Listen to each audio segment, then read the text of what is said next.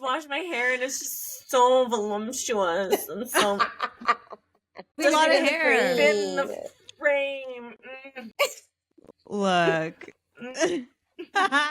It doesn't. Also, I'm like, I think that's why I'm like kind of hot and sweaty right now because it's just like a lot of hair.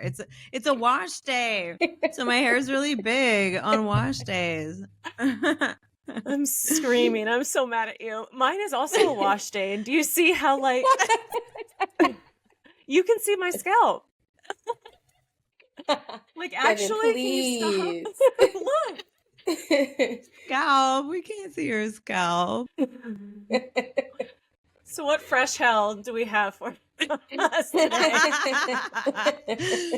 So today we're doing a very loosey-goosey episode for y'all where we all have very exciting job updates as well as personal updates. So we thought now's the time to tell y'all. So we will be getting into that in just a second. It's Money Honeys, and I'm Chantel. I'm Freddy. And I'm Dev. And we're happy to see you or hear you. Well, actually, we're happy that you're listening to us. Yes. Thank you and tell a friend. Yeah. You all are the prize. Yes.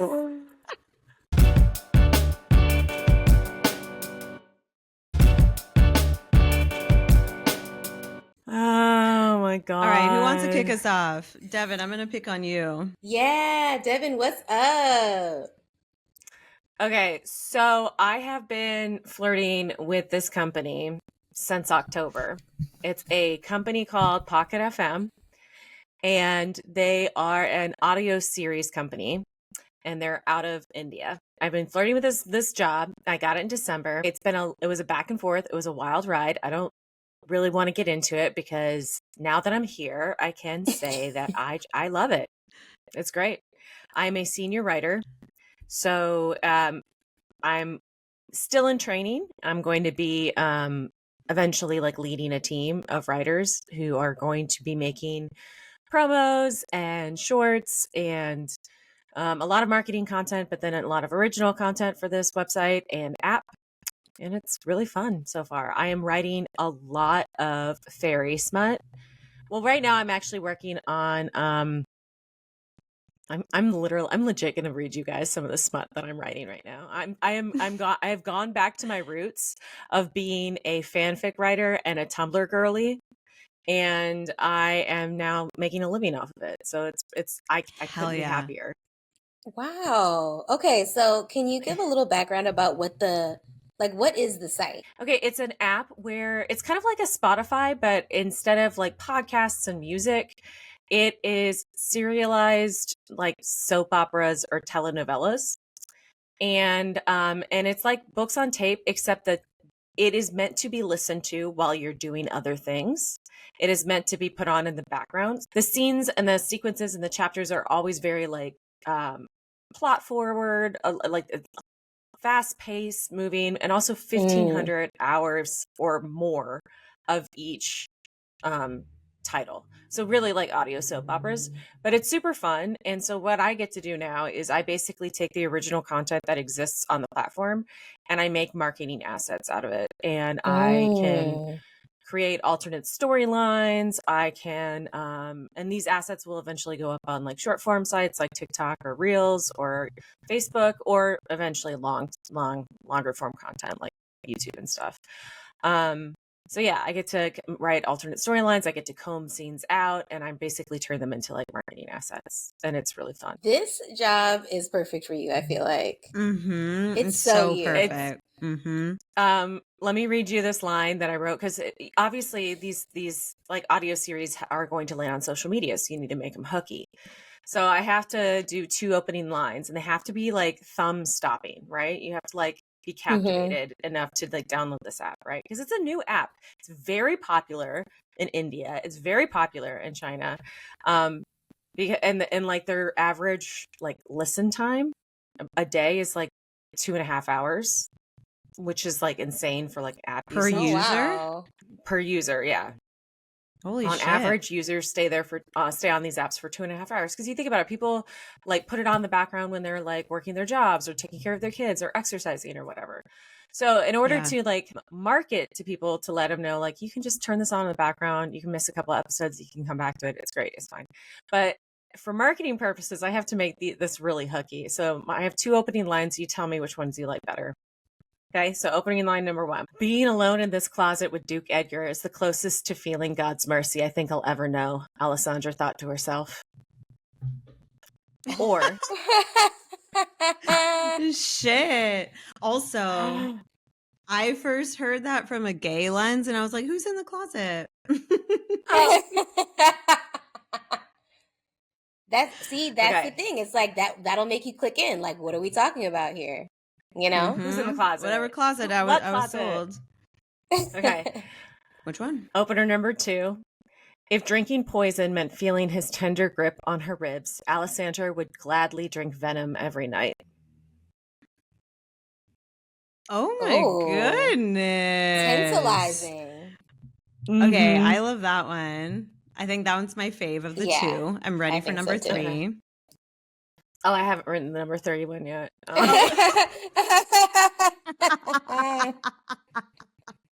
Well, I love it. I love it. I love what you've done. Yeah, no. So I'm really excited. Y'all, I will probably do a whole episode on like the job back and forth, the interview, obviously, because I think those topics pertain to the podcast, and just like, I don't know, because that was a process. But as of right now, like just from like 2 weeks in, honeymoon period, it's fun. I'm having a great time. Good. So happy for you. So proud of you. Mm-hmm. yeah. We're going to Thank dive you, a little thank bit deeper into, I have a few more questions, but should we just pop over to Chantel to get her quick update? Yeah. Okay. Shanti, tell us. Okay. Yeah, so I am an associate creative director at an agency called Super Okay, Digital. titles. Yeah. Yes. Yeah, a little CD to add to the resume. But yeah, so I'm overseeing one of our Microsoft accounts. I started in November, so I've been there for just over 2 months, like 2.5 months. And the company is incredible. The people that work there are amazing. Everyone is so smart. People are just like so down to try anything. Like our client is incredible too. It's been so fun. Like I was brought in to kind of help out with an account that they just wanted to take to the next level. And it's been going really, really well. We've had like monster hits immediately. And so I'm like, it's really fun to be at a job that pulls from like every single job experience that you've had prior, where it's like I'm pulling from nonprofit, I'm pulling from BuzzFeed, I'm pulling from Olympics, I'm pulling from like stuff as a branded director and client relations and all that stuff. And it's just completely fed this job. And it's like, it's amazing. I'm like loving it. Come on, superstar.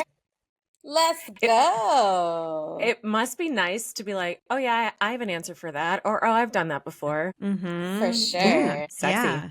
And to just like have a perspective on everything, because it's my job to like have a perspective. It's my job to like have a vision and have a direction that I can like disseminate to people, and it's also my job for that direction to be the right one. So it's nice that I have a lot of experience to draw from, because so far it's just been going really well, and I just feel so thankful, like so thankful to be landing in this job at this company. That's just like a dream. Oh, I just love it. That makes me We so love that. happy. And your interview process was like a journey, wasn't it? Yeah, it was a journey. So maybe we should probably do an episode just on like different types of interview processes and like how we all prepped for them, because there's a ton of prep, especially like if you're, for the levels that I know the 3 of us are going for, there's a lot of prep involved, and even more so for levels above us too. So I think it'd be really interesting to talk about that. But yeah. Your work a little bit. Like I got to read some of my lines. Do you want to talk a little bit about like the day to day? Can you talk about your client or like the work? I don't know how much I can talk about the client. So top secret. So I highly mean, confidential work. I mean, like it's not like it's like it's Oh, on it is. TikTok. It's on TikTok and it's on Instagram.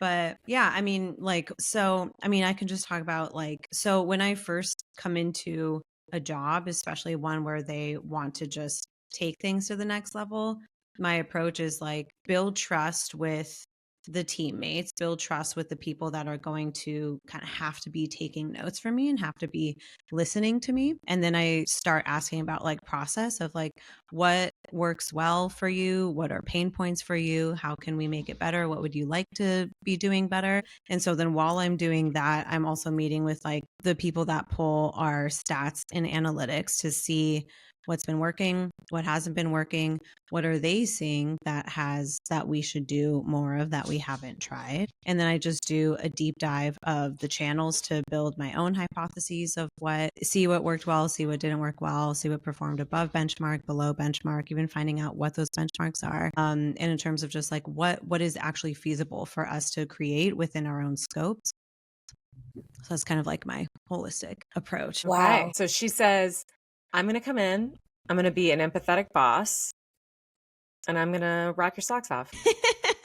I'm going to run past what all these fucking white men in creative jobs in Hollywood are doing, where they just come in and like do nothing. You actually come in with an opinion and a plan, a strategy. Yeah. Wow. I also make content too. So I'll like be filming stuff every week, basically. Yeah. Do you go into a studio space for that? It's called my dining table. Ah. So yes, but like one of the things that we did also was like we got everyone on my team these thing called like V flat like duo board. So then that we basically have like little mini setups that we can put up. So it's like black board, black bottom, or like white bottom. So that way it can look like it's kind of in a studio space. We can set them up wherever we can travel with them. So just like what were feasible ways to sort of like up the ante on our production that were doable for a crew of 1 or 2. Ooh. Learning so much.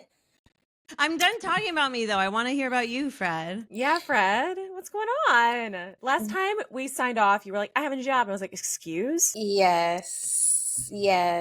Actually, Chantel was like, I heard through the grapevine you got a new job. And I'm like, grapevine. I have my little network of chismosas. I hear everything. I'm like I got little tentacles and my little web goes further than people would ever even realize. You are tapped in, Missy. Yeah, so I did get a new job. I'm going to be the manager of creative production at an agency, a marketing agency called Worthy. So I'm really excited about that. I haven't started yet.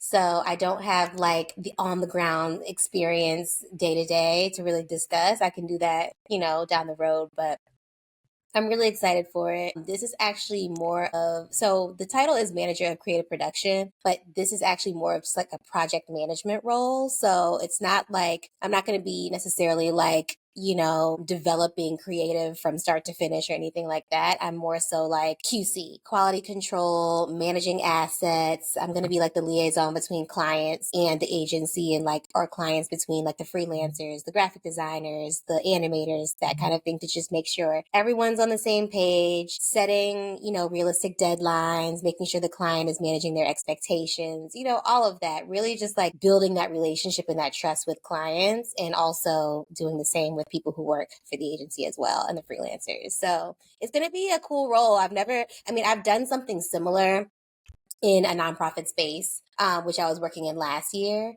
But this is my first time working like at an agency, and it had been a goal of mine to like try agency life, because all of my jobs in the past have been in-house, BuzzFeed, NBC. And so I've always been intrigued by the idea of working at an agency and having different clients and navigating those spaces. Because I feel like, in general, it's good to have a little bit of experience of all of those types of working environments. Chantel and I talk about that all the time. Yeah, because it's like, essentially like when I was in the interview process, you have to sell yourself. You have to explain like your experience and how it's relevant to the role. And, I think that I made it very clear that I was really interested in getting into the agency space, but also that like I do think that I have experience working with various clients in content creating for the past 5 years, working with Reebok, working with American Express, having to figure out different expectations, one client may be really chill and like they're like, oh, this creative is great, no notes. And then another one will have you do 2 to 3 reshoots. And then it's figuring out like, okay, we're not using our time the best of our ability. And like, let's figure out like a middle ground and figure out how we can all, use our time and money. So yeah, I think that I do have a good sense of like how to manage clients, but it's going to be interesting to do it in like this new, more like structured environment. Well, what I know about you, Fred, is you're not afraid to make a phone call. And it sounds like that's going to be half of your job. It's going to be, I definitely anticipate like based on what I gathered from the interview process, like most of the clients are like really chill. They keep coming back to the agency. So obviously they like the work that we do and that kind of thing. But I do even just like picking the brains of friends of mine who work in the agency world and who do serve as like that liaison between the client and people at the agency and like the creative. Sometimes clients do have really tight deadlines and unrealistic expectations. And it would be, part of my responsibility to speak to creative and say like, is this doable? Is this going to kill you? Is this timeline actually realistic? And really try to manage both ends and like play that middleman so that both parties are somewhat, I don't think both will always be happy, but will be okay, Yeah, I'm so excited for you. And like, even if this is not as much of a like boots on the ground creating role, the fact that you have that experience is just invaluable, because also you can talk to creatives, and if they say like, yeah, that's going to take us like 8 hours to edit, you're like, actually that's a 10-minute revision. And I know it's a 10-minute revision, so you can get it to me by end of day. It's going to be really, really valuable. Yeah, exactly. And also too, like I'm excited it is a startup. I guess I could have led with that as well. So the company's been around for about 3 years, and I think there's about 30 employees total.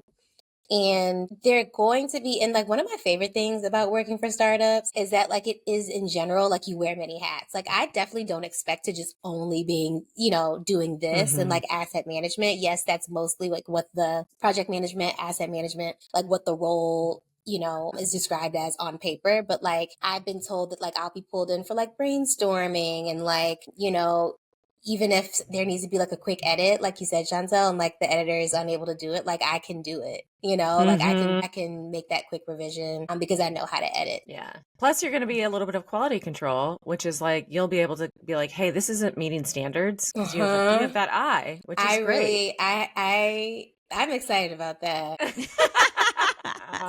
Yeah. I mean, this might be jumping the gun a little bit, but if in the future you feel like you do want to pivot into more of a creative role, I don't think it's going to be, I think they will see that you have those abilities and then some, if that's something that you feel like you want to pivot into in the future. Yeah, for sure. And some of the questions that they asked me in the interview process were like, outside of what the job description is, like what would get you excited to work on? Like, we know you do events, like would there be any of those things that you'd be interested in like stepping in on, like if we need the extra support and things like that? So that got me really excited of just like, even like graphic design. Like I love graphic design. I love typography and like all of that stuff. And they were like, you can definitely have like, an opinion and a POV on that. Like we love just like collaborative working atmospheres where, and we respect, anyone that we bring in, we respect their eyes. So like, that's something that I feel like also just like makes me even more excited to just be able to really see how the company is run, really see how the day-to-day goes, and like where I can sort of like fit in where needed. So that's my little spiel. I'm so excited for you. I'm so excited for you. I'm so excited for Dev. I mean, like, look at all three of us just like being back in the full-time space again. It's such an ebb and flow when you're a creative. Yeah. Also, just our trajectory. Like we started this past year coming back to season 2 as our broke season. And now I'm not saying I don't want to assume anything about anyone. You rich, bitch. But I think we're on the way out of our broke era. Yeah. And I think that's great. Your girl has a 401k that she's contributing to regularly. Wow. Okay. Yeah, which is exciting. So when we come back, we're going to do some personal updates. That was our corporate girl segment. Didn't we sound so good? It was so... Except for me, I was like a little slutty because I have to be. That's my job. I love it. No, I it's love perfect. it. Yeah. But when we come back, we're going to get personal.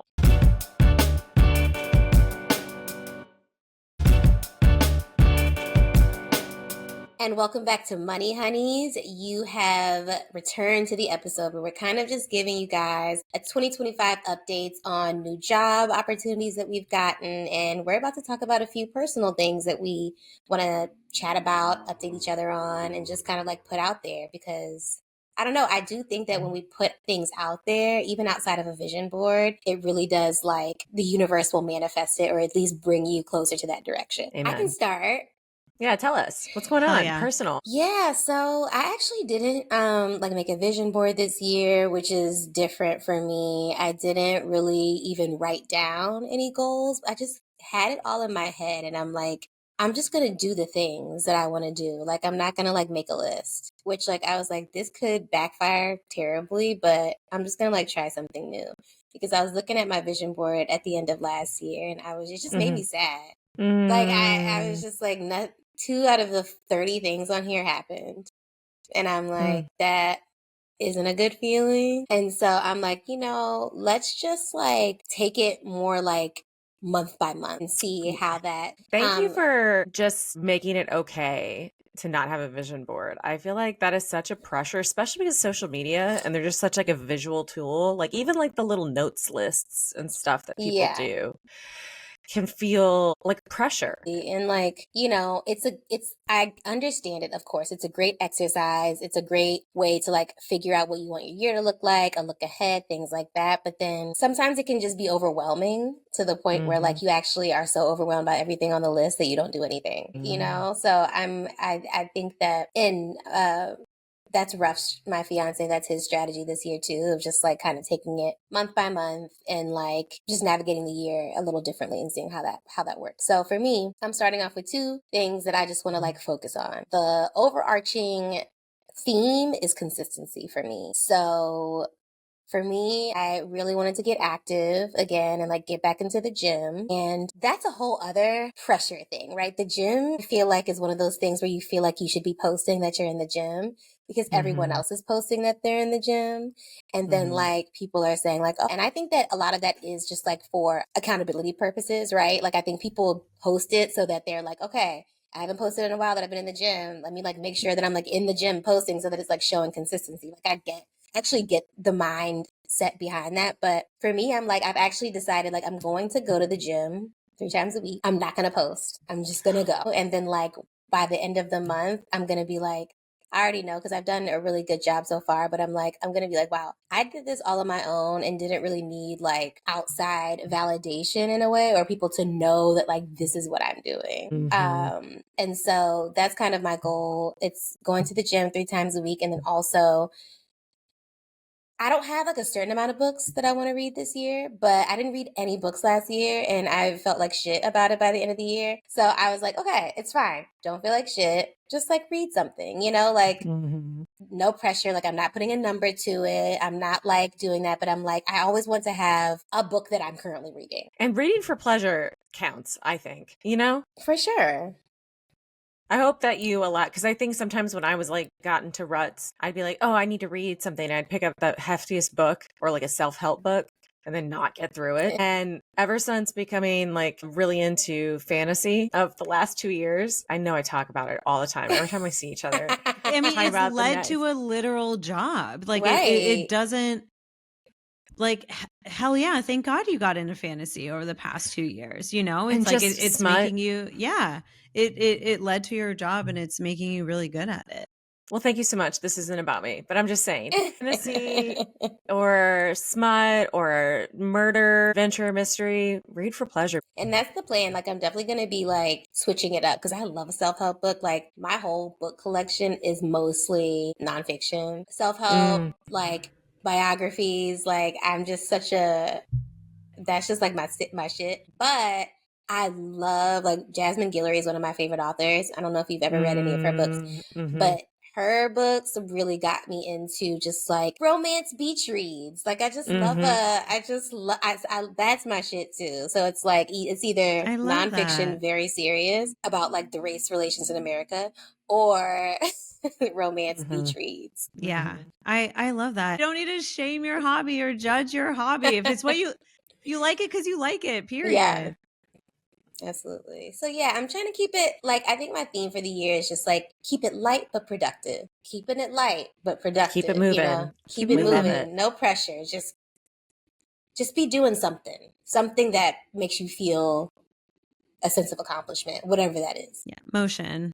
Yeah. I love it. I love that. All right, Shanti, your turn. Personal. Let's get personal. So I actually never do vision boards. I've never done a vision board. Yeah. I always just kind of have my own like internal goals that I'm striving towards. And then I have like to-do lists, but I don't like write down my overall goals really.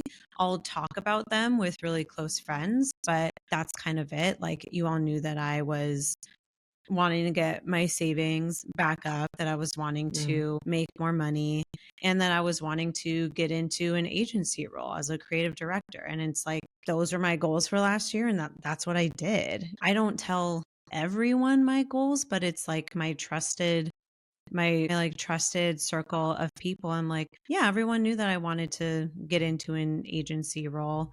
And so talking about that really like helped me gain momentum. And then also my close friends are all creatives, and so it's like we all enjoy helping each other out. And then my goals this year, one is to pay off my car.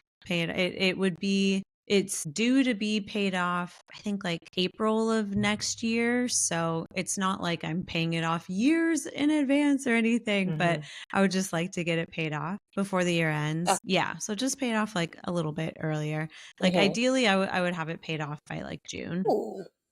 Yeah. Just to like get that payment out of the way. Then my only debt is my home. And I'm like, great, I'm into that. And then my 2-year goal is to buy another property in 2 years. Wow. T, thank you for sharing. Yeah. Yeah. That's really cool. Yeah. That's what I would like to do in 2 years. It'll probably be like at the end of those 2 years.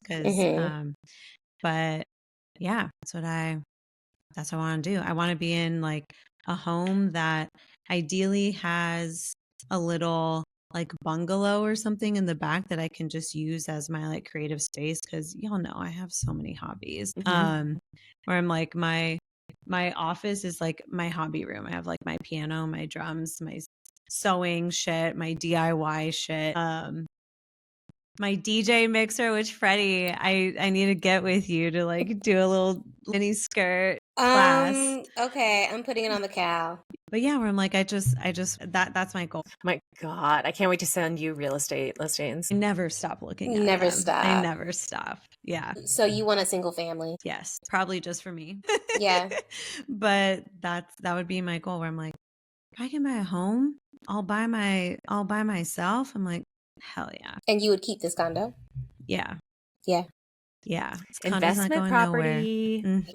That I would love to chat with you, Shanti, too, about just like your plan of action around that. Well, speak it. We're speaking into existence now. Yeah. Pay off my car, home in 2 years. All right. Those are my little goals.